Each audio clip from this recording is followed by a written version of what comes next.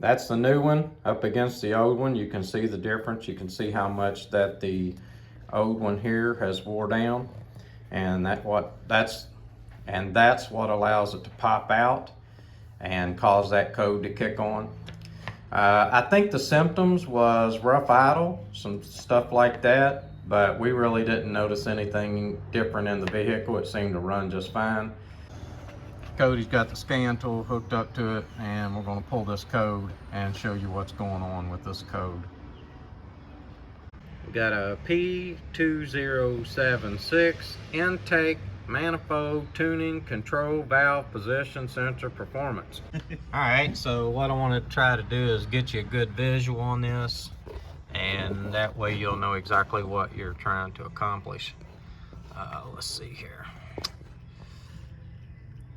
Okay, so you see that arm right there? Cody just moved it, and you can see how it has snapped out of the bracket. Now, the bracket is actually upside down. It needs to be back up to the top.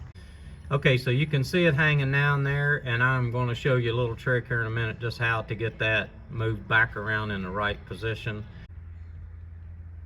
Okay, so here's what we ordered.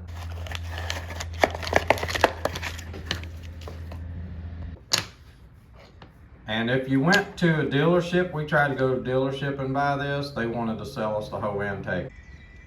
Okay, so we put just a little bit of grease on the end of it, have a little film on it so to make it easier to snap in, and we're going to do the other end the same way.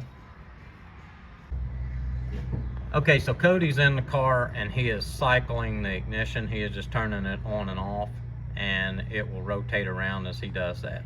Ready? Yeah. And then you can just push it down a little bit and snap it in there.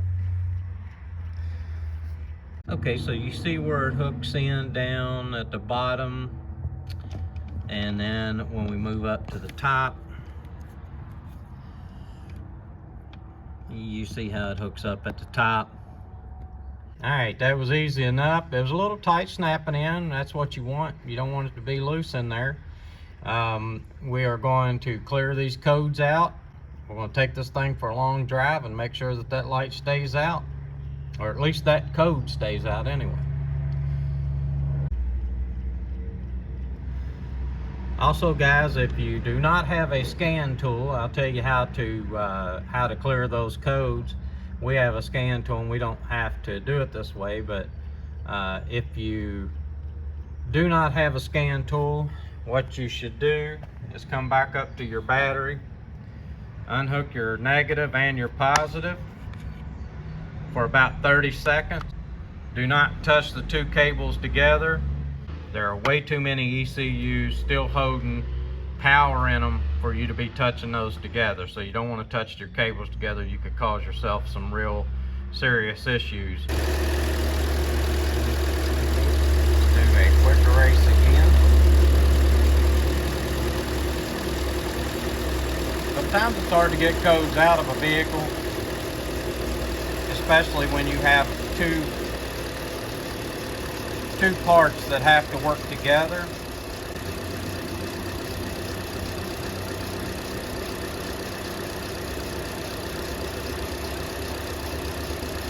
And there you see, it finally tuck the codes out.